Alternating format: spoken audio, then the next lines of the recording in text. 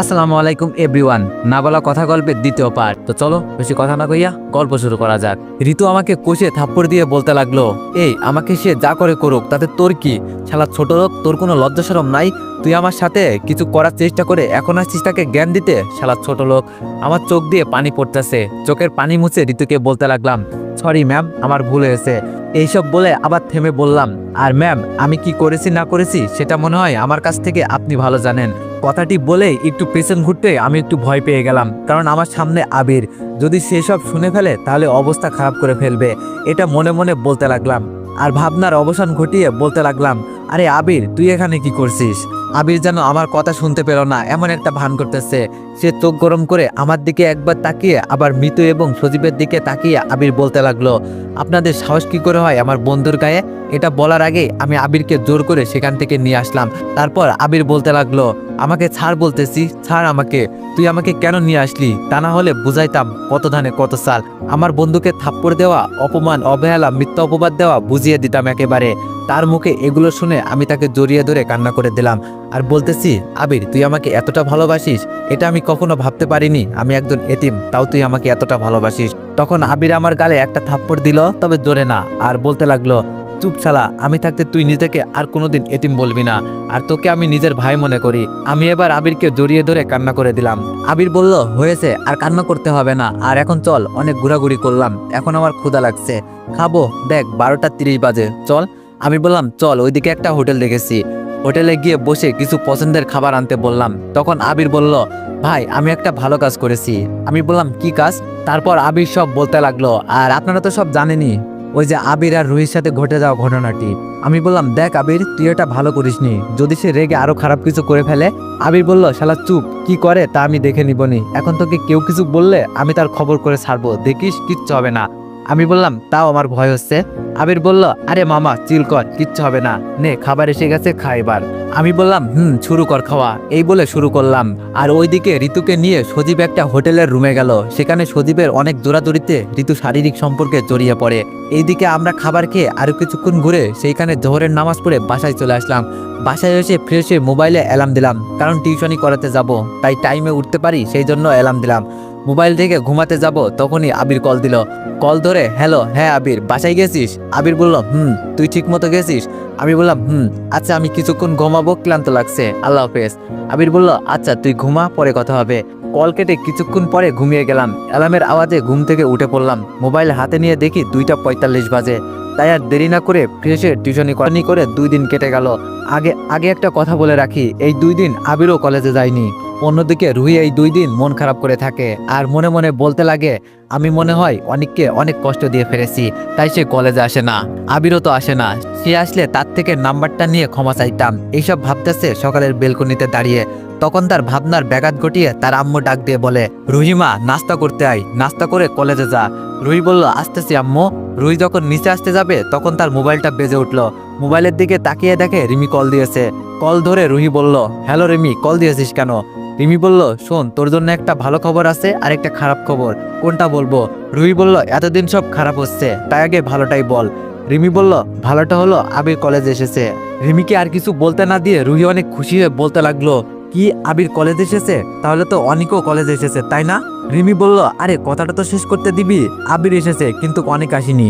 রুহি এটা শুনে মন খারাপ করে ফেলে, আবার কিছু একটা মনে করে খুশি হয়ে যায়। খুশি মনে নাস্তা করতে গেল। রুহিকে খুশি দেখে তার মা বলতে লাগলো, তা আমার আম্মুটা কিসের জন্য খুশি দেখাচ্ছে? এই 2 দিন তো মন খারাপ ছিল। রুহি বলল, আরে না আম্মু, এমনি, খাবার দাও তো, দেরি হয়ে যাচ্ছে, কলেজে যাব। রুহির আম্মু বলল, আচ্ছা বাবা দিচ্ছি তো, এত রাগ দেখাস কেন, এই নে খাবার খেয়ে আমাকে উদ্ধার কর মেরি বেটি। রুহি খাবার খাচ্ছে আর বলতে লাগলো, আচ্ছা আম্মু, আব্বু কোথায়? রুহির আম্মু বলল, তোর আব্বু কিছু কাজে ঢাকায় গেছে। রুহি বলল, ও আচ্ছা। আরো কিছুক্ষণ কথা বলতে বলতে রুহির খাবার খাওয়া শেষ। তাই তার মাকে বিদায় দিয়ে কলেজে এসে সোজা রিমিকে নিয়ে আবিরের কাছে গিয়ে বলতে লাগলো, হাই আবির, কেমন আছো? আবির রুহির দিকে কেমন করে তাকিয়ে কিছুক্ষণ ভেবে বলল, আলহামদুলিল্লাহ, আপনি? রুহি বলল, আমি ভালো আছি। আচ্ছা আবির, তোমার বন্ধু অনেক কোথায়? তাকে আর তোমাকে এই 2 দিন দেখি নাই, এখন তুমি আসলে আর তোমার বন্ধু আসলো না, আসলে কি হয়েছে তোমাদের? আবির বলল, আমি আসিনি এমনিতেই, তা অনেককে আপনি খুঁজতেছেন কেন? আবার অবহেলা করার জন্য, নাকি অপমান, নাকি থাপ্পড় দেওয়ার জন্য? কি করার জন্য খুঁজছেন আমার বন্ধুকে? একটা অনুরোধ রাখিয়েন, আপনি আমার বন্ধুকে আর অপমান করবেন না। ছেলেটা অনেক কষ্ট নিয়ে জীবনযাপন করে। এই কথাগুলো সব রুহি মাথা নিচু করে শুনতেছে আর চোখ দিয়ে নুনাদল পড়ছে। রুহি বলল, আসলে আমি অনেক সরি তোমাকে, আর অনেককে খুঁজতেছি, কারণ এতদিনের কাজের জন্য আমি ক্ষমা চাইবো। এই কথাগুলো সব রুহি মাথা নিচু করে বলছে। রুহির এমন কথা শুনে আবির অনেক অবাক হলো, আর সাথে সাথে মাথা নিচু করে রুহিকে বলল, রুহি আসলে আমি সরি, আমি বুঝতে পারিনি তুমি এখানে কি জন্য আসলা। আমি ভাবলাম অন্য কিছু করবা, তাই আসলে আমিও সরি। রুহি বলল, আরে তুমি কেন সরি বলতেছো? আসলে আমি আগে যা করেছি সেই জন্যই তুমি এগুলো বলছো। আমি সরি এতদিন যা করেছি। আচ্ছা আবির, অনেক আসবে না? আবির বলল, না, কাল থেকে আসতে পারে। রুহি বলল, আচ্ছা আবির, অনেকের নাম্বারটা দেওয়া যাবে? আসলে ফোন করে সরি বলতাম, আর কাল যদি না আসে তাই। আবির বলল, যেহেতু তুমি ভুল বুঝতে পারছো সেহেতু নাম্বার দেওয়া যায়, এই নিন নাম্বার। নাম্বার দিয়ে আবির ওখান থেকে চলে যায়, আর রুহি অনেকের নাম্বার পেয়ে অনেক খুশি, যেন আকাশের চাঁদ পেয়ে গেছে। আর এইদিকে আমি সকল টিউশনি শেষ করে নামাজ পড়ে বাসায় আসতেছি হেঁটে হেঁটে। তখন হঠাৎ আমার সামনে একটা 7-8 বছরের ছেলে এসে বলতে লাগলো, ভাই একটা ফুল নিন ভাবির জন্য, মাত্র 20 টাকা। একটা ফুল নিন ভাই, আজ 2 দিন কিচ্ছু খাইনি, একটা ফুল নিন, তাহলে একটা রুটি কিনে খেতে পারতাম। ছেলেটাকে দেখে আমার মায়া হতে লাগলো, কি সুন্দর। ছেলেটাকে বললাম, আচ্ছা তোমার নাম কি? ছেলেটা বলল, ভাই আমার নাম আবু সাইদ। আমি বললাম, মাশাল্লাহ, কত সুন্দর নাম। আর কিছু না বলে পকেটে হাত দিয়ে দেখি 200 টাকার মতো আছে। এগুলো দিয়ে বললাম, ভালো কিছু কিনে খাবে কেমন? সাইদ বলল, ভাই এই নিন সব ফুল ভাবির জন্য, এখানে 10টা ফুল আছে। আমি বললাম, আরে তোমার ভাবি নাই, আর আমার ফুল লাগবে না, তুমি রেখে দাও। সাইদ বলল, ভাই গরিব হতে পারি, না খেয়ে মরে যাবো, তবু আমি নিতে পারবো না। ভাই ফুলগুলো নিন, না হলে আমি টাকা নিতে পারবো না। আমি ছেলেটাকে এই কথা বলতে শুনে তাকে জড়িয়ে ধরে কান্না করে দিলাম। সাইদ বলল, ভাই আমার কেউ নাই, আর আমি যেখানে ইচ্ছা সেখানেই থাকি। আমি তার কথা শুনে বললাম, এই তোর কেউ নাই কে বলেছে? আমি আছি না, আজ থেকে তুই আমার ভাই আর আমার কাছে থাকবি। আপনারা ভাবিয়েন না 3টা টিউশনি করিয়ে কেমনে চলবো। আসলে 3টা মিলিয়ে বেতন 6000 টাকা। আর একটা কথা আপনাদের বলতে ভুলে গেছি, আমি ফ্রিল্যান্সিং শুরু করেছি, তাতে ডেইলি 300 থেকে 500 টাকা আয় হয়। আমি সাইডকে নিয়ে বাসার দিকে হাঁটা ধরলাম, আর মনে মনে বললাম, হাইরে দুনিয়া, যাদের হাত আছে পা আছে, হাঁটার সুযোগ, বসার সুযোগ, কাজ করার সুযোগ আছে, আজ তারা ভিক্ষা করে খায়। আর এই অবুঝ ছেলেটি কি মানসিকতা। এইসব ভাবতে ভাবতে বাসায় চলে আসলাম। আমার এই কাজ একজনের চোখ এড়ালো না। সে আর রিমি রাস্তার ওই পাশে একটা রেস্টুরেন্টে বসে খাবার খাচ্ছিল। তখন সেটা রিমি দেখে রুহিকে বলল। রিমি বলল, দেখ রুহি, রাস্তার ওই পাশে এটা অনেক না? রুহি বলল, হ্যাঁ রে, এটা তো অনেকই। রিমি বলল, দেখ একটা বাচ্চাকে জড়িয়ে ধরে কান্না করছে, আসলে ছেলেটা অনেক ভালো। রুহি বলল, রে, আচ্ছা চল তার কাছে গিয়ে দেখে। রুহি বলল, রে, আচ্ছা চল তার সাথে এখন দেখা করি। রিমি বলল, চল। এই বলে রেস্টুরেন্টে বিল দিয়ে বাইরে আসতে আসতে দেখে আমি নাই। আমি বাসায় এসে নিজে ফ্রেশ হলাম, তারপর সাইদকে ফ্রেশ হতে বললাম, তারপর খাবার বানাতে চলে আসি। কিছুক্ষণ পর সাইদ ফ্রেশ হয়ে আমাকে খুঁজতে রান্নাঘরে আসলো। সাইদ বলল, ভাইয়া তুমি এখানে, তুমি রান্না করতে জানো ভাইয়া? আমি বললাম, ভাই আমি রান্না করতে পারি। আচ্ছা তুই টেবিলে গিয়ে বস, আমি খাবার দিতেছি। সাইদ ভালো ছেলের মতো টেবিলে বসে পড়লো। আমি কিছুক্ষণ পর নাস্তা আনলাম, তাকে নাস্তা দিয়ে আমি নিজে খেতে বসলাম। খাওয়ার সময় সাইদকে বললাম, সাইদ শোন, তোকে নিয়ে 7:30টার দিকে বের হবো, তোর জন্য জামা কাপড় কিনতে যাবো, কেমন? সাইদ বলল, সত্যি ভাইয়া? আমি বললাম, এখন খেয়ে আমরা রেস্ট করব, তারপর আমি আর তুই মার্কেটে যাব, কেমন? সাইদ বলল, আমরা খাবার শেষ করে রেস্ট নিচ্ছি। তখন সাইদ বলল, জানো ভাইয়া, তুমি ছাড়া আজ পর্যন্ত কেউ আমার সাথে ভালো ব্যবহার করেনি। আমি এতিম বলে সবাই মারতো, সবাই দূর দূর করে তাড়িয়ে দিত, কারণ আমি এতিম তাই। আচ্ছা ভাইয়া, আমি এতিম কি আমার দোষ? আমার কেউ নাই কি আমার দোষ? কেন সবাই আমাকে অবহেলা করে? আমি সবার কাছে একটু ভালো কথা ব্যবহার চাই। আমরা এতিমরা আর বেশি কিছু চাই না, কিন্তু তারা আমাদেরকে অবহেলা করে, যেন আমরা তাদের অনেক বড় ক্ষতি করে ফেলেছি। আমরা তো আর ইচ্ছে করে এতিম হয়ে জন্ম নিইনি। আল্লাহ আমাদেরকে এতিম করে দুনিয়াতে পাঠিয়েছে। আর আল্লাহ তো নিজেই বলেছেন, তোমরা এতিমকে কষ্ট দিও না, সবসময় তাদেরকে ভালোবাসো। তারা কেন এটা বোঝে না ভাইয়া? এটা বলে আমাকে সাইদ জড়িয়ে ধরে কান্না করে দিল। তার কথা শুনে আমারও কান্না চলে আসলো। আমি তাকে মাথায় থাপ্পড় দিয়ে বললাম, তুই আর নিজেকে কখনো এতিম বললে তোর সাথে আমি আর কখনো কথা বলবো না। দেখ আমাদের কেউ নাই তো কি হয়েছে, আমাদের আল্লাহ আছেন, তাই মনে কখনো কষ্ট নিবি না, সবসময় আল্লাহর উপর আস্থা রাখবি। আরো কিছুক্ষণ কথা বলতে দেখি 7টা 20 বাজে, তাই আমি সাইদকে বললাম, এখানে বস, আমি রেডি হয়ে আসছি। তারপর রেডি হয়ে দুইজন আমরা বের হলাম। তারপর কিছুক্ষণের মধ্যে মার্কেটে এসে তার জন্য কিছু জামা কাপড় কিনে একটা রেস্টুরেন্ট থেকে রাতের খাবার খেয়ে 2 ভাই চলে আসলাম। রাতে ঘুমানোর সময় আমি তাকে বললাম, কাল সকালে রেডি থাকিস, টিউশনি করিয়ে এসে তোকে স্কুলে ভর্তি করিয়ে দিব, কেমন? আমার মুখে স্কুলের কথা শুনে সাইদ অনেক খুশি হয়ে আমাকে জড়িয়ে ধরে ঘুমিয়ে গেল। সে ঘুমালেও আমি ঘুমাতে পারিনি, কারণ আমার প্রতিদিন কাটে বর্তমান দিয়ে আর রাত কাটে অতীত দিয়ে। কিছু অতীত ভুলে যেতে চাইলেও ভোলা যায় না, কিছু কথা বলতে চেয়েছি কিন্তু ভোলার নয়, কিছু মানুষের অবহেলার কষ্ট ভালোবাসা বলতে চেয়েছি কিন্তু এখনো পারিনি, কারণ তারা ছিল আমার অনেক আপন।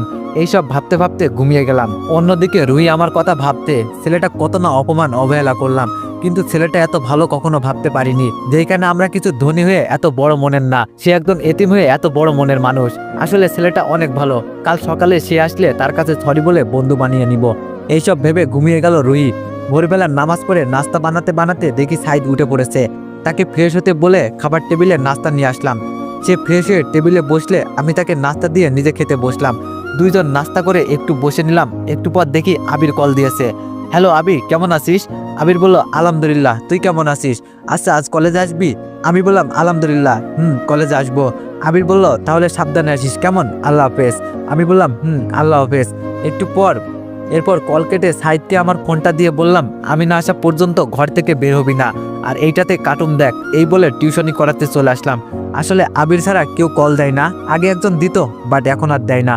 আর এখন সাইড ঘরে একা একা কি করবে, তাই ফোনটা দিয়ে আসলাম। আমি টিউশনি করিয়ে বাসায় এসে নিজে ফ্রেশ হয়ে সাইডকে নিয়ে বের হলাম। আমাদের কলেজের পাশেই একটা স্কুল আছে, সেইখানে চলে আসলাম। তাকে ক্লাস 1-এ ভর্তি করিয়ে তাকে ক্লাসে দিয়ে আমি কলেজে আসলাম। অন্যদিকে ঋতু সজীবকে কল দিল। ঋতু বলল, হ্যালো বাবু, কি করো? সজীব বলল, এই তো তোমার কথা ভাবি। তুমি কি করো? ঋতু বলল, আমিও তোমার কথা ভাবি। আচ্ছা সজীব, আমরা যেই কাজটা করেছি তা যদি কেউ জেনে যায় তাহলে কি হবে, ভেবে দেখোস একবার? সজীব বলল, আরে কিছু হবে না, আমি আসি তো। তাদের মাঝে আরো অনেকক্ষণ কথা হলো। তারা কি করছে না করছে তা আপনারা গল্পের সাথে থাকলে জানবেন। আমি কলেজে এসে সোজা আবিরের কাছে গেলাম। আমি বললাম, আবির কেমন আছিস দোস্ত? আবির বলল, আলহামদুলিল্লাহ। তুই? তা আজ কলেজের কথা মনে পড়লো? আমি বললাম, আলহামদুলিল্লাহ, ভাই আজ মনে পড়লো। আবির বলল, কিরে তোকে দেখলাম একটা বাচ্চা ছেলেকে নিয়ে স্কুলের দিকে গেলি, তোকে ডাক দিব ভাবলাম কিন্তু দিইনি, ভাবলাম তুই এলে বলবো। আমি আবিরকে সব খুলে বললাম। আবিরের সাথে কিছু কথা বলতেছিলাম, তখন রুহি এসে দাঁড়ালো। আমি তাকে দেখে মাথা নিচু করে চলে আসতে যাব, তখন রুহি বলল, অনেক দাঁড়াও, তোমার সাথে আমার কিছু কথা আছে। আমি মাথা নিচু করে বললাম, কি কথা ম্যাম? নাকি আবার অপমান করবেন? করলে করেন, আমি কিছু বলবো না। রুহি বলল, আসলে আমি সরি তোমার সাথে এতদিন খারাপ ব্যবহার করার জন্য, সরি, আমাকে মাফ করে দিও প্লিজ। আমি রুহির কথা শুনে মনে মনে বললাম, এই মেয়ে বলে কি? আমি বললাম, আচ্ছা আপনার গায়ে জ্বর আসলো না তো? কি আবল তাবল বলছেন? দেখেন, অপমান করবেন তো ভালো, তাই এখন ভালো ব্যবহার করে পরে যদি খারাপ আচরণ করেন অনেক কষ্ট পাবো। রুহি বলল, প্লিজ অনিক, এইভাবে বলো না, আমি সত্যি অনেক লজ্জিত, আমাকে ক্ষমা করে দাও। রুহি এবার কান্না করে দেয়। আমি তার দিকে তাকিয়ে দেখি সে মনে হয় মন থেকে বলছে। আমি বললাম, যেহেতু আপনি আপনার ভুল বুঝতে পেরেছেন তাহলে ঠিক আছে, যান, ক্ষমা করে দিলাম। রুহি অনেক খুশি হয়ে বলল, সত্যি? তাহলে আজ থেকে আমরা ফ্রেন্ড? আমি বললাম, দেখেন, আপনি আমার কাছ থেকে ক্ষমা চেয়েছেন, তা আমি করে দিয়েছি, তার বাইরে আমি আর কিছুতে জড়াতে পারবো না, আমাকে ক্ষমা করে দিবেন ভাই। এই বলে চলে আসলাম। পিছন থেকে রুহি আমার দিকে ছলছল করে তাকিয়ে আছে। তারপর রুহি দেখলো আবিরও চলে আসতেছে। তখন রুহি আবিরকে বলল, আবির শোন। আবির বললাম, বলেন। রুহি বলল, তোমার বন্ধু এমন কেন? কি হবে আমাকে বন্ধু বানালে? আবির বলল, তা আমি নিজেও জানি না, আমি অনেক দেখেছি, অনেকের সাথে কোনো মেয়ে ফ্রেন্ড হতে চাইলে তাকে ফিরিয়ে দিয়েছে, তাছাড়া আমি কিছুই জানি না। আচ্ছা আমি এখন ক্লাসে যাই। এই বলে আবির চলে আসলো। এইদিকে রুহি মনে মনে বলতেছে, যে করি হোক আমি অনেককে নিজের ফ্রেন্ড বানাবো। এই বলে সে ক্লাসে চলে আসলো। আবির এসে আমার সাথে বসে কিছুক্ষণ কথা বললাম। এর মধ্যে ক্লাসে স্যার আসলো। এবার আমরা ঠিক হয়ে বসলাম। একে একে সব ক্লাস করে বাইরে এসে আবিরকে সাথে নিয়ে সাইদের স্কুলে আসলাম। এসেই দেখি স্কুল মাত্র ছুটি দিয়েছে। কিছু দূর থেকে সাইদ আমাকে দেখে দৌড়ে এসে জড়িয়ে ধরলো। তারপর বলল, ভাই আমি অনেক খুশি, ক্লাসে সবাই আমাকে বন্ধু বানিয়েছে, আমি অনেক অনেক খুশি, তোমাকে কি বলে যে ধন্যবাদ দিব? আমি বললাম, আরে আমি তোর ভাই, আমাকে ধন্যবাদ দিতে হবে না। সাইদ বলল, ভাইয়া তোমার পাশে ভাইয়াটাকে? আমি বললাম, ও তোকে পরিচয় করিয়ে দিই, এই হলো আমার বন্ধু, তোর আরেকটা ভাইয়া। সাইদ আবিরকে দেখে জড়িয়ে ধরলো। আবির বলল, তা তোমার নাম কি? সাইদ বলল, আমার নাম সাইদ, তোমার নাম কি? আজ থেকে তুমি আবির ভাইয়া বলে ডাকবে, কেমন? সাইদ বলল, আচ্ছা আবির ভাইয়া। আবির বলল, আচ্ছা চল সবাই আজকে রেস্টুরেন্টে খাবার খাবো। আমি বললাম, আরে না, আরেকদিন খাবো, আজ না। আবির বলল, ওই আমি তোকে বলছি, আমি আমার পিচ্চি ভাইটাকে বলছি, চলো তো সাইদ। সাইদ বলল, চলো আবির ভাইয়া, আর কেউ গেলে আসতে পারে আমাদের সাথে। আমি বললাম, যা বাবা, ভাই একটা পেতে না পেতে আমাকে ভুলে গেল, যা তোদের সাথে কথাই কমু না। বলে তাদের পিছে পিছে হেঁটে একটা রেস্টুরেন্টে আসলাম। সেখান থেকে খাবার খেয়ে বাসায় চলে আসলাম। বাসায় এসে দুইজন ফ্রেশে কিছুক্ষণ বিশ্রাম করে জোহরের নামাজ পড়লাম। তারপর দুই ভাই গল্প করে কিছুক্ষণ পর টিউশনি করাতে গেলাম। সব টিউশনি করে বাসায় আসলাম। বাসায় এসে নামাজ পড়ে দুইজন মিলে নাস্তা করে পড়তে বসলাম। আমি সাইদকে সবটা বুঝিয়ে দিতেছি। সে অনেক মেধাবী হওয়ার কারণে আমার বোঝাতে সমস্যা হচ্ছে না। কিছুক্ষণ পরে এশার নামাজ পড়ে আমি আবিরকে কার্টুন দেখতে বলে খাবার বানাতে গেলাম। কিছুক্ষণ পর খাবার তৈরি করে দুইজন মিলে খেয়ে দুই ভাই আরও কিছুক্ষণ গল্প করে ঘুমিয়ে গেলাম।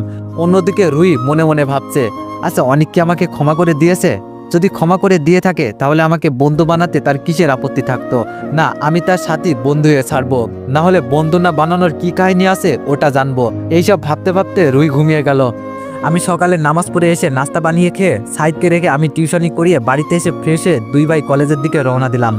আমি সাইদকে স্কুলে রেখে এসে আবিরের সাথে বসলাম। আমি বললাম, কিরে হারামি, কি অবস্থা? আবির বলল, আলহামদুলিল্লাহ, তোর? আমি বললাম, আমারও আলহামদুলিল্লাহ। তার সাথে আরো কিছুক্ষণ কথা বলতেছিলাম, হঠাৎ দেখলাম রুই এসে বলতে লাগলো, হাই, কেমন আছো তোমরা?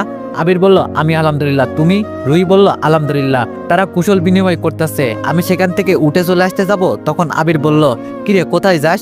আমি বললাম, ক্লাসে যাচ্ছি। আবির বলল, কেন? এখনো ক্লাস শুরু হতে অনেক দেরি আছে, আয় বস, আড্ডা দি। আমি বললাম, আমার ভালো লাগতেছে না, আমি তাই চলে যাচ্ছি, তোরা আড্ডা দে। এইসব বলছিলাম তখন রুহির দিকে আর চোখে তাকিয়ে দেখছি ও মন খারাপ করে আছে। আমি এইসব বলে যখন চলে আসবো তখন রুই বলতে লাগলো, তো এভরিওয়ান, নেক্সট পার্টের জন্য অপেক্ষা করো। ধন্যবাদ।